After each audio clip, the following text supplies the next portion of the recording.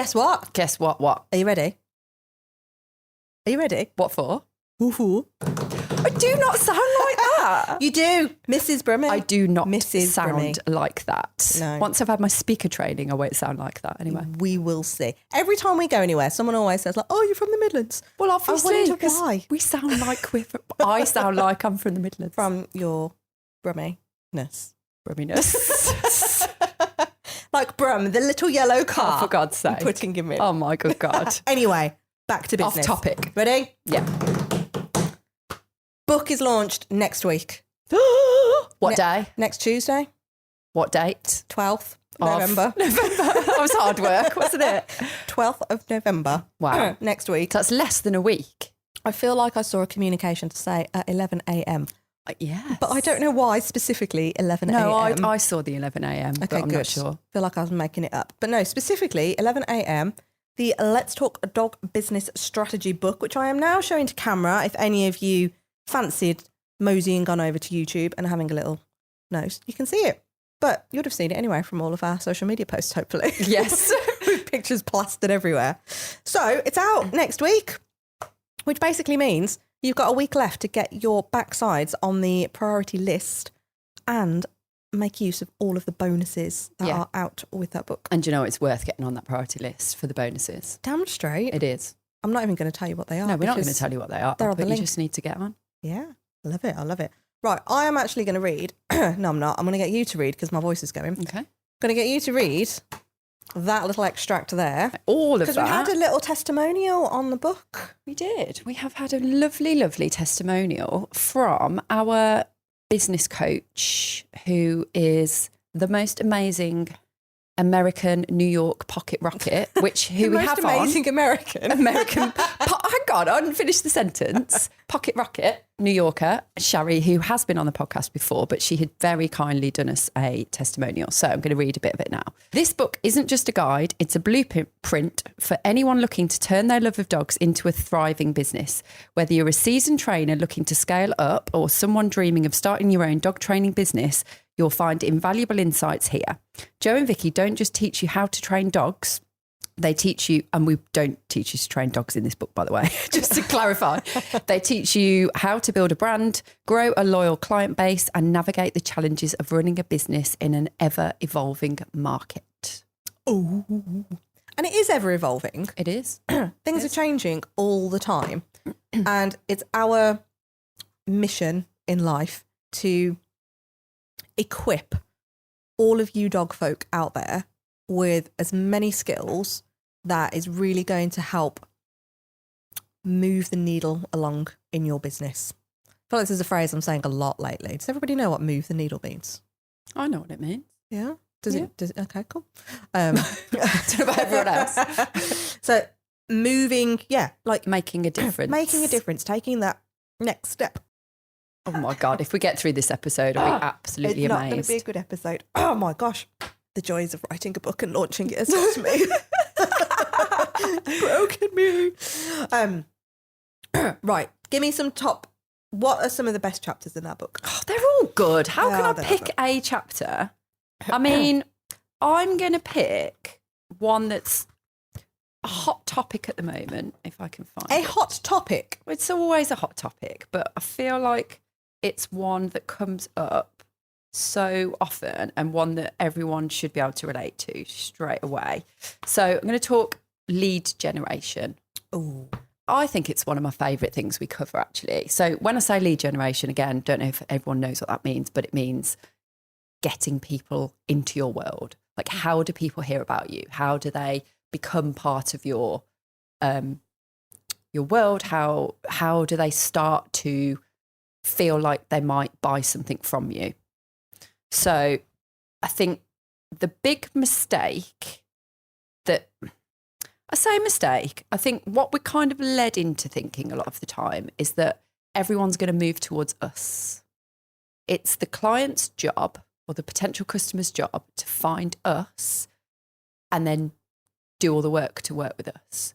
Yeah. We feel like we should be so hands off with that process that we then stamp our feet and go, they're not coming in. Where is everybody? And I think with that hands-off bit, I'm going to dig into that a little bit. Hopefully my voice will last. We're going to go for it. She's got a jug of water I in have front got a of jug her, of water. topping it up. God, don't be a podcaster when you've got the lurg. Yeah. Just don't do it. Anyway, I want to dig into that a little bit more because with that expectation, I suppose, I think we see it as an expectation because that's exactly what is happening. However, I think from the business owner's mindset, they genuinely believe I'm putting content out. And by content, I mean, I'm asking people to book a call with me and they're not doing it. What's wrong with them? Yeah, I'm in the local Facebook groups and I'm plugging my business and nobody's coming through the doors. I'm seeing people for one-off consultations. They're saying they're going to buy and then I never hear from them again. What is wrong with them? Why are clients so fucking annoying? Yeah. I hear that all the time. I've been that dog trainer who thought that. Yeah, I've been there as well. Always thought that. Like, it's there. Do they realise what they're missing out on? If they don't do this thing, their dog's going to become X, Y, Z. Always. It's the client's fault, always. And yet, what are we doing to help change their mind, to help bring them in and potentially want to buy that irresistible thing that you've got for sale? It's not going to be just by sticking a Facebook post out every now and then in one of the local community groups. Because what is that going to be? Let's face it, right? How many of those adverts do you see every day in those groups? You are literally lost amongst a sea of millions of other people doing exactly the same thing. So is that really going to work? Is that a tactic that is going to work? No, it's not. No. And especially if you're not even talking to the right people. No, exactly. So how do you know they are your target audience? How do they know they're going to be people that you want to work with? You know nothing about them. So they're a completely cold audience really as well. Okay, they're in the local area, but that's it. That's all you know. Yeah. Goes back to what we were saying last week, doesn't it? It's like, it's that scratting around. God, I love that word. I was going to add a ness on for you as well. No, you can't say scratting aroundness. No, scratting. You've already said scrattiness, I think, last week, but scrat. I just love it. So really like, I don't know, descriptive word, isn't it? Like scratting. I can see somebody scratting. I can see myself, how I used to scrat. You're just looking at me in a really weird way. This is why people need to watch, though. They don't see what I'm looking at right now. I really don't feel like it's that laugh worthy. It is. I would do it more justice if I wasn't semi-dying, but okay. But it is that scratting, isn't it? Yeah, hugely scratting around. Because when you don't know what you don't know, I think that's the thing, isn't it? Mm-hmm. And you're going out and you feel like you're doing everything that you're told to do. And again, I've been there. Oh God, this is really difficult for me. I've been there. I've invested in paid ads straight off the back. Like, to me, that was a really good lead generation tactic because, well, look, if I pay for people to come through the door, then all I've got to do is sell it. Mm-hmm. But because I didn't know what I was selling, apart from arguably a time exchange, it's like, just, I'll give you an hour of my time, you give me some money, and we're good. Mm-hmm. That's pretty much all I was selling. Because I didn't have, yes, dog trainer. Yes, I'm selling training. But do you know what I mean? It wasn't packaged very well. It wasn't thought out. It was literally I'll give you an hour, give me some cash. And off we go. Please stop talking now. How can you, well, I was going to anyway, but how can you formulate, yeah, exactly. How can you formulate a plan when you don't know if you're going to see the person again? Like, first of all, it doesn't work in that respect, does it? How can you start to build a relationship with someone if you never see them again? It's that unknown, isn't it? And the other thing that I was thinking of when you were talking there was, I feel like we're service-based businesses, right? In the most part, well, we pretty much all are. We sell our services like they're a product that anybody can buy whenever they want. Ooh. Don't you reckon? Yeah. We're selling our services like we're Amazon. Here you go. You can get anything you want here. Do you know what? I think people actually want to be Amazon because then you go, oh, look at everybody that buys. And it's just... okay, so let's not look at it from maybe that perspective then. But I mean, like it's a commodity, it's a product. And actually, you're a person or your team are people and you have to have a rapport with somebody and you have to want to work on that issue with their dog, or you have to want to groom that particular type of dog or walk that particular type of dog.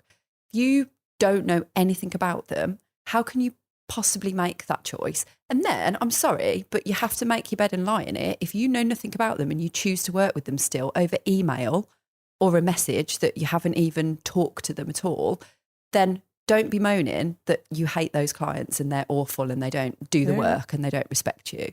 Because I'm sorry, but it's all on you if that's your process. Do you know what? Some of the most dodgiest times of my life have been when I've taken work on like that. Yeah, I have. I've turned up places and gone, what the hell? Like, what is this?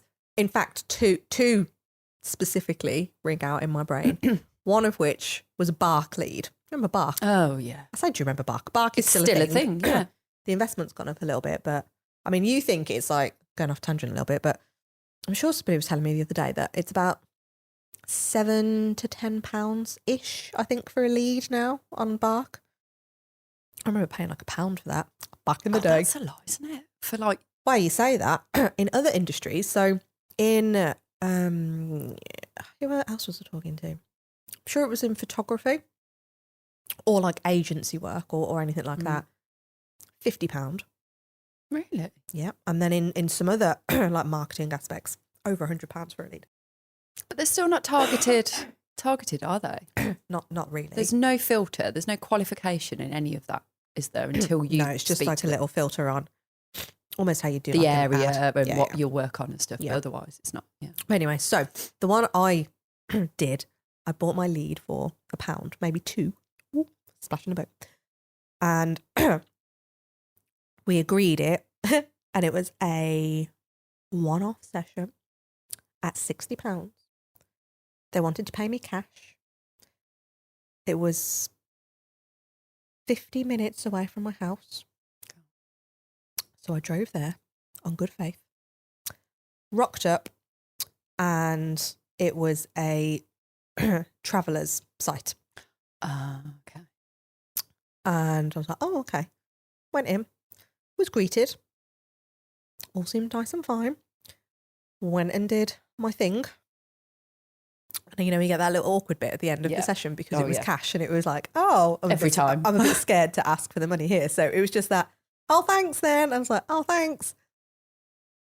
Awkwardly waiting. And I was like, so that's £60, please. I hate that. Oh my God, I hate that like thing. I've had that so often. And then he came back with, oh yeah, let me go see if we've got it. I was like, okay. So I walked into the living quarters and it was like bustling, like loads of people in there. And they're like, oh, you're right, love. Da, da, da. I was like, okay. And I was like, oh yeah, so we haven't got the money, but we can bank transfer it to you. I'm like, okay, that's fine. Like, let's do it now then. Oh, well, I haven't got, because again, this was in the day where, do you remember those little, oh, what was it? It's like a little key fob bank thing where you had to put your code in. No. You know, like you get like a one-time passcode now. Some banks at the time were having these little passcode things. And I remember having one, so I was like, I understood it. Like, oh, it's not working. I was like, oh, right, okay. And at this time, I'm still really naive and thinking that they're being genuine. So I stayed there for a little bit longer. And then they're like, oh no, we can't get to the bank today now because it's closed because it's Sunday. I was like, oh, convenient. And I ended up leaving, obviously. Be weird to stay there all day otherwise.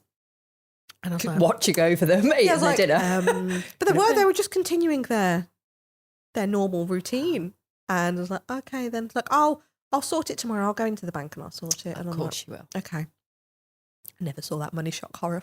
I think that's quite a common thing. Yeah. Maybe not that exact scenario, but that's the whole thing of, oh, do you know, got any cash?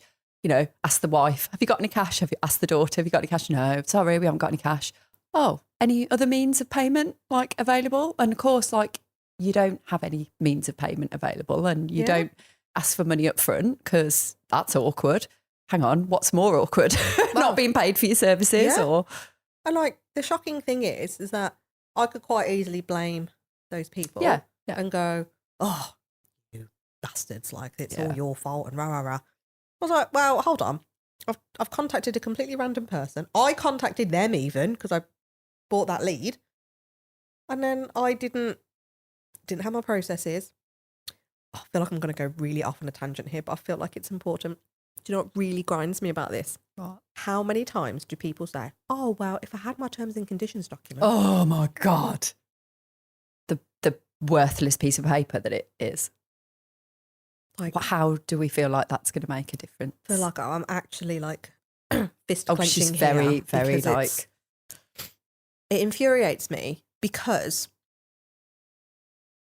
yes, I'm not disagreeing that terms and conditions are important and having these policy documents, etc.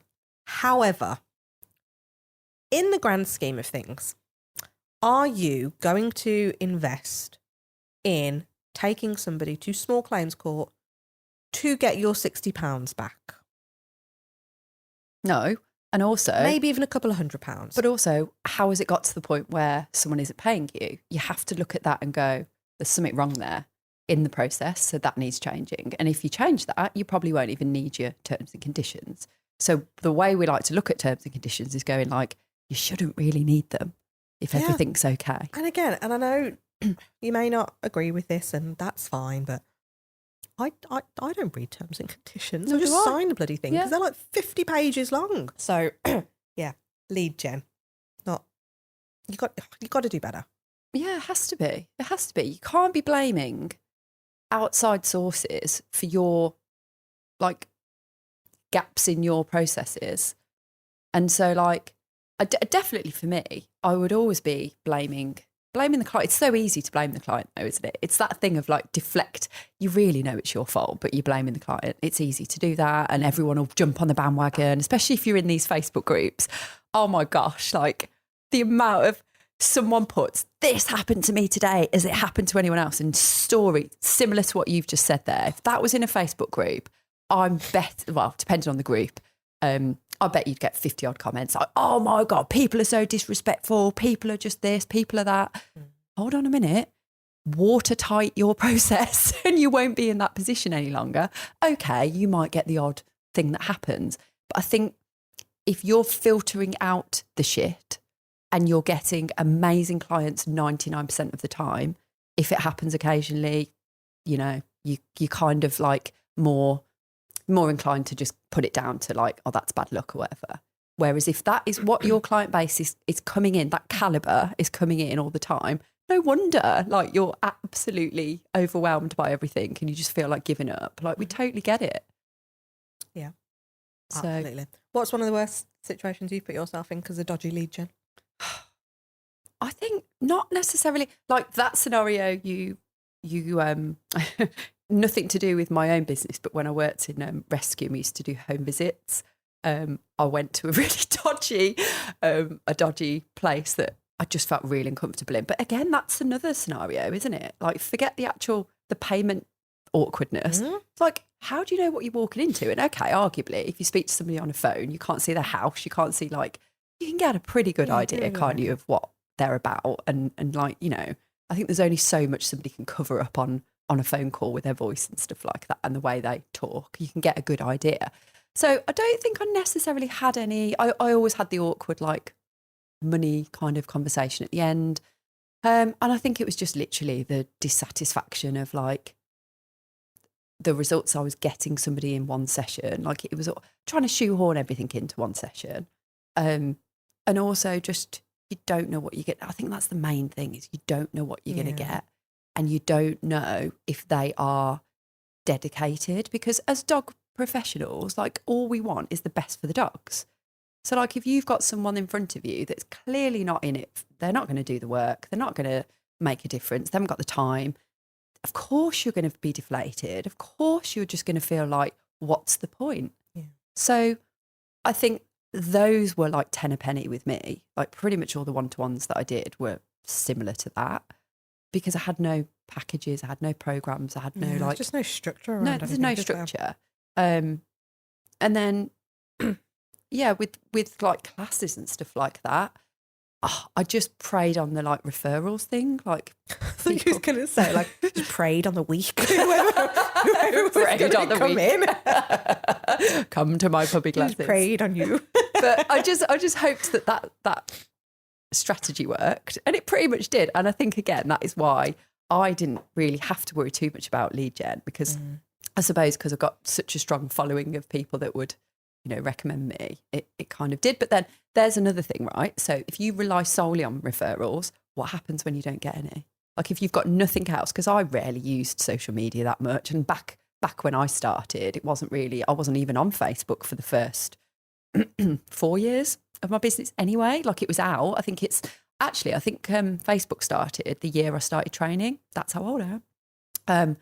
It wasn't even there like at first, but then I didn't get on the bandwagon of social media for 4 years. And it was only because people were like around me running other different industry businesses going, are you not on Facebook? Because I think you should be if you've got a business. Because like I am. There was a girl I worked with who had a side hustle of like Pilates. She used to do like fitness classes and stuff like that. She was like, oh, I think you should get on it. And she was the person that made me get on Facebook. And I was like, oh no, I'm not. I don't want to be on there. You imagine if you knew, no, what's the phrase? If you knew then what you know now. Yeah. Yeah. Jeez. But I just didn't really rely on it. I think, again, because I got the referrals down pretty well. But then those periods of famine where there's nothing coming in, I had zero strategy else. Like I had no other way of getting people in.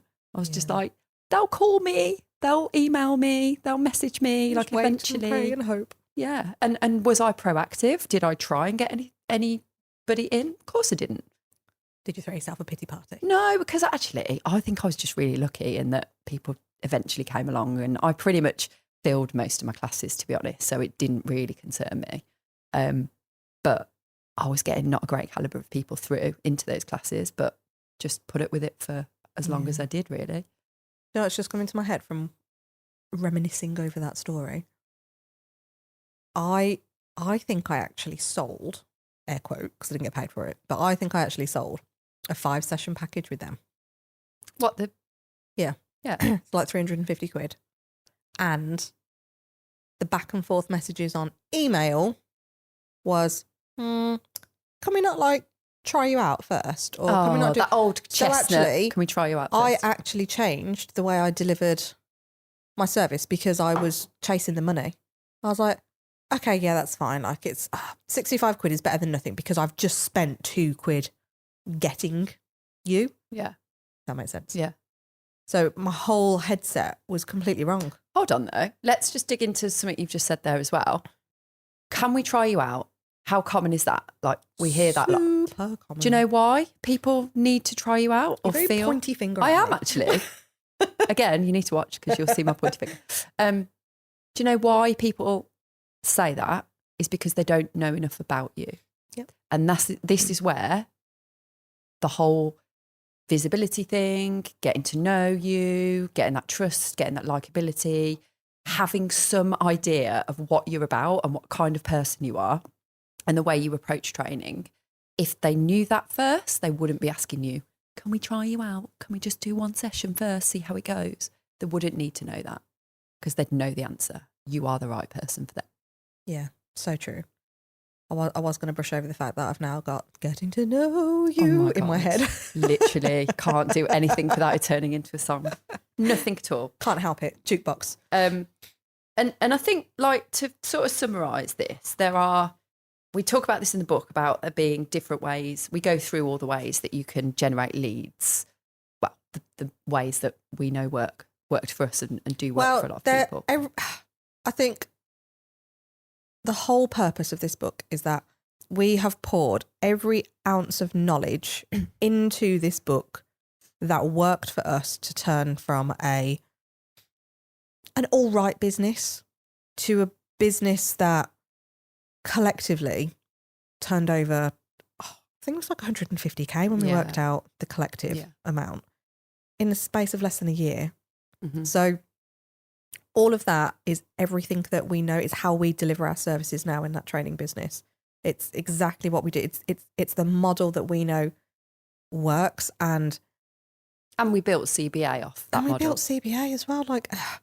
And I do think we do ourselves a bit of a disservice actually, because we never wanted to come across as like this big ego type thing, and it's something that I've always struggled with kind of owning that space. But actually what we have created by applying all of the strategies and the tactics that are in that book, CBA is, I mean, it's got a podcast with nearly 37,000 downloads. We're a global business. We have clients in Australia, America, South Africa, Thailand. Like, it's incredible. We're getting invited to speak in different areas now. The book is coming out next week. This business is going VAT registered in the space of, I reckon, 6 to 8 weeks. We're just figuring out the dates with our accountant. So we're pretty much a 6-figure business now. From I'm trying to work out the dates, like 8 months. Yeah, end of Jan, the podcast launched, and it pretty much started then. So all of that has been created, and a rebrand and a merger. Yeah. Forget about that. So we've done a fuck ton of work this year, but all in the space of by not scratting, by not hustling for the sake of hustling. Working really bloody hard, but it doesn't in the feel right like areas. It doesn't feel like work. I think sometimes people, I think it's easy to see sometimes, like when they go like, oh, well, you work really hard, or the only way to get somewhere is if you work really hard and you're up at stupid o'clock in the morning. And yes, I know I work like that, but I don't work like that 365 days a year. You can't sustain that anyway. I pretty much had the whole of August off. Yeah. So actually, I don't mind doing a few weeks hustle if it meant that I can have the best part of the 6 weeks off to spend with my kids. Yeah. And if it means that I can still homeschool them and use, do you know what I mean? Like, I think sometimes we just see the work ethic and not the benefit off the back end. And again, to almost caveat that you are going to have times where you are fucking hustling, and it's it should be like that. Yeah. You can't just We've sit been on back Zooms and until like expect bleeding midnight, going like, right, what's the best thing to do here? How are we going to do it? Yeah. Like the time it takes to come and record these episodes, the time it has taken to write that book, the time it takes to do everything. Well, you forgot about creating the course, like the business I did basics forget course. about that. Like that was another whole big thing that we've done this year. And people would, there are people around us that say, my God, you do too much. Oh my God, all this stuff. And it's like, but it's all, once it's there, it's there. Like all of this stuff is asset creation that is going to serve so many people for so long. And that, again, is all just part of that mission. And also, don't forget, this book is not only documenting the good stuff, it's documenting the shit stuff, the things we've done wrong, the things that we don't want you to do. We want the transition of you creating an awesome business, whether that's from scratch, whether that's because you got to a place where you're stuck or you just want to grow in the smoothest way possible. And this book will give you all of those steps really and help you avoid them. And also maybe a little bit of entertainment around laughing at us and the things we've done maybe about it. But yeah, I think like we've done all the fuck ups, we've done all the hard work, we've invested all the money in the wrong areas so that you don't have to. Yeah. So that book is designed to help you move your business into a place where you want it to be. And I'd be lying if I said sometimes you are going to have to hustle. Or rather, I'd be lying if I said you're not going to have to do that. Yeah. But you are going to have to get down and dirty in it some days. Yeah. And you ask any successful entrepreneur, super amazing business owner, do you just get back to, are you just able to just sit back and relax and reap the rewards? No.